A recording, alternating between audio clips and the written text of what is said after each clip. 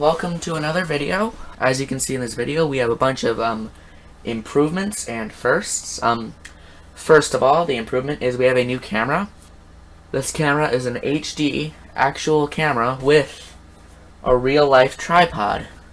It's a USB camera, so we're using a computer to record it.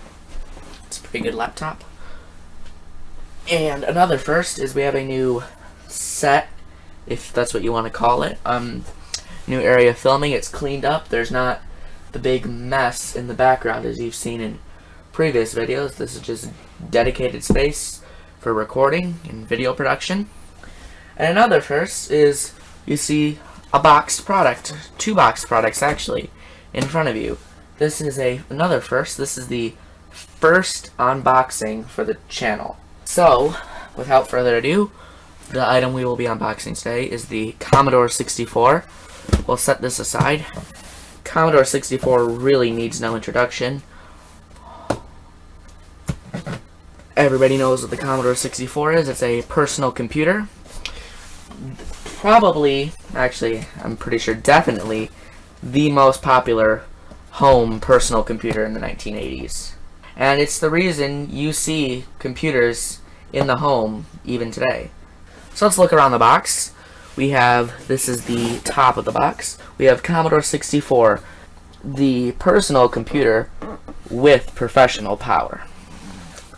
And we see a picture of the computer here, along with a bunch of 1980s looking business graphs and receipts and musical staff. Right here you have, new from Commodore, advanced color graphics, professional sound, and music.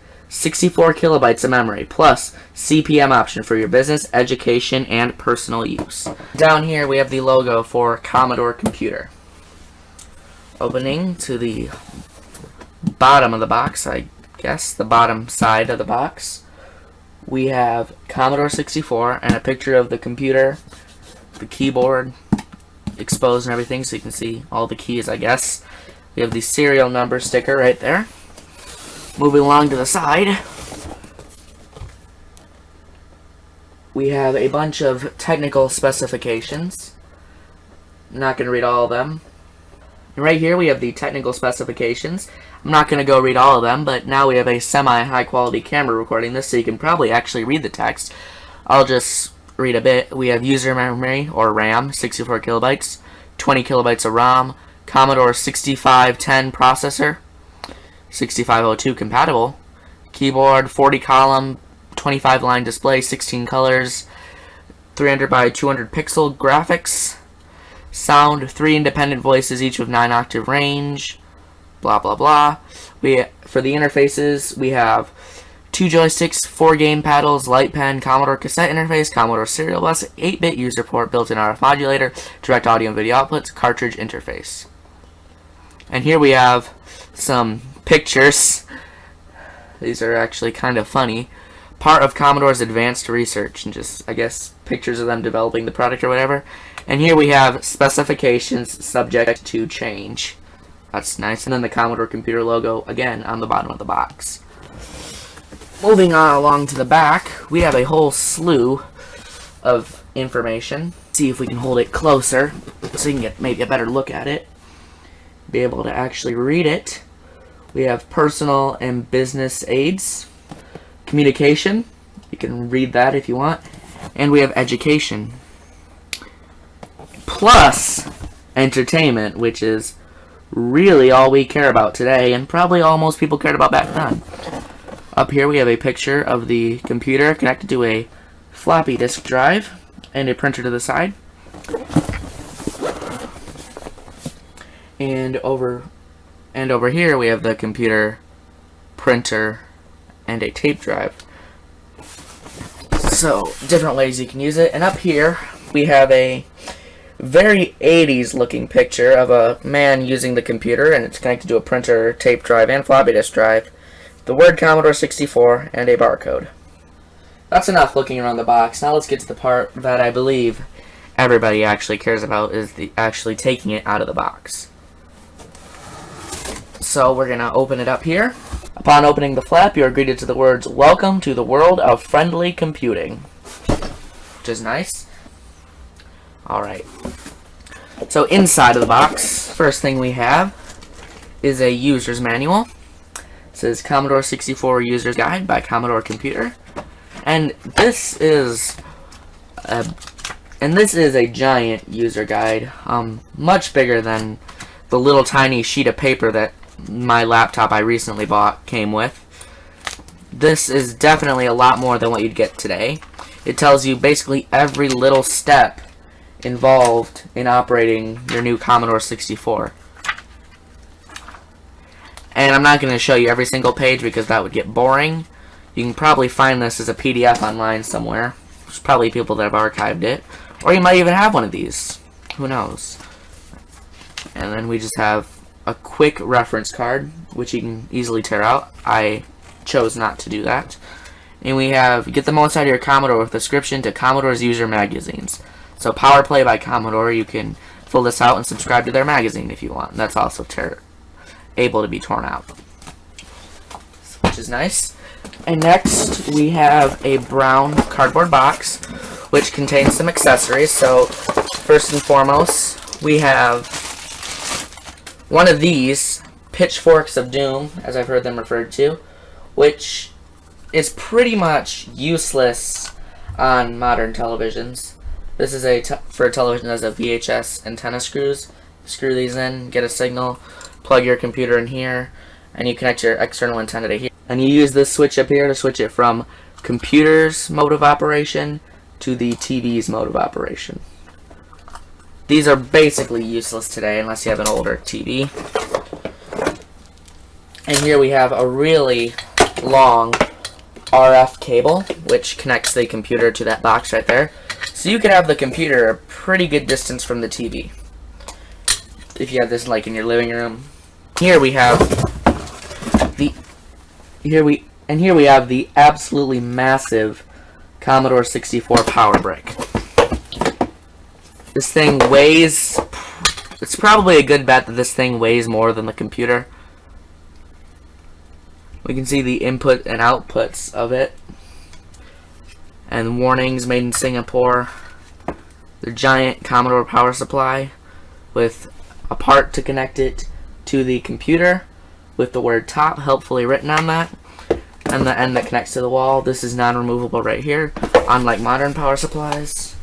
But then again, there is nothing about this that is modern. And then last but not least, at least in this box, we have the computer itself, protected by two little bits of foam on the end and a nice plastic baggie. Unwrap this. You have it in all its glory. Here's the keyboard, the function keys. This is not the model with the orange function keys, as you can obviously tell. Here we have the side of it, which has the power switch, and two controller ports, which are the Atari 2600 style, which you can use Commodore joysticks, Atari joysticks, Sega Genesis controllers, among with a lot of other input options. On the back, we have a cartridge slot, an RF modulator switch to switch it between channels 3 and 4, the RF connector for the RF modulator.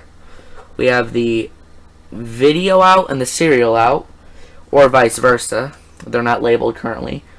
And then here we have the port on the back for connecting a tape drive, and this bigger port for connecting a floppy drive, and I believe you can connect other peripherals to these two ports here. And on the bottom, we just have some ventilation, 8 rubber feet, and a sticker giving a bunch of information about it. The model number is 64 for Commodore 64. And now we have an accessory for this computer. This is a third-party cassette deck. It says Frontronics, I believe that's how you pronounce it, computer cassette, model number PC-7018, suitable for use with VIC-20/VIC-64 home computer. So this refers to the Commodore here as a VIC-64, which don't know how common that name was. I was not alive then. But here we have, right here on the side, plain basic word computer cassette. Right here we have on the top flap the word computer cassette. This side we have the same thing as the other side with the word computer cassette. Here we have the bottom with the words Made in Taiwan right here. And here we have the back, which looks exactly like the front. So here's our flap on the front. Gonna open that up. Computer cassette. Have the cassette deck, but we're gonna set that to the side for now. Also in the box, we have a manual, and that's it. At least that's it for what came in my box. I might be missing some stuff. I really have no idea. We'll just set the box right here in the middle. Put that right here, and let's take a look at the instruction manual it came with. Very basic, a lot thinner than the computer instruction manual. But then again, operating instructions, basic instructions, cassette operation instructions for your computer, telling you some things to do. Now on the camera, the text is showing up blue, at least right now for me it is, but the text in real life is black. So here we have some more preliminary checkout, care of tapes, cassette maintenance, cleaning, and demagnetizing your cassette heads. Follow the procedure. Cassette deck problems. And I don't know if you can read it if it's higher quality enough. If you can, just feel free to pause the video. Don't know why I have to tell you this. It's your computer. And this is kind of interesting. This is warning about interference with the TV. It's important to keep the cassette unit at least 2 feet away from the TV, as radio emissions from the TV can interfere with the correct operation of the cassette unit, which is true. And now here we have the cassette drive itself. And very basic, just 2 little foam pads that we can just throw off to the side. And we can pull it out of its plastic wrappings. Here we have the cord, which is all nice bundled up, which connects to the connector on the back of the Commodore 64. And here we have our buttons: record, play, rewind, forward, stop, and pause. And if you're ever using a cassette deck, the stop button is the eject button, and it makes this noise when you eject it, which is nice. Here we have a counter to count how long it's been, and we can hit that button to reset. And this button says save and has a light, so I'm guessing it indicates when it's saving. Front side, buttons, side, nothing. Back, the cord sticking out, a rubber foot, and a blank sticker. Other side, nothing. And then the bottom, we have Fortronix computer cassette data unit, model number PC7018, the dimensions, the weight, quality control passed, 220582. So I'm assuming this means May 22nd of 1982, which gives a hint as to when this thing was manufactured. So that'll about do it for the unboxing of the Commodore 64 personal computer and the Fortronix computer cassette deck. Thank you for watching. Tune in next time.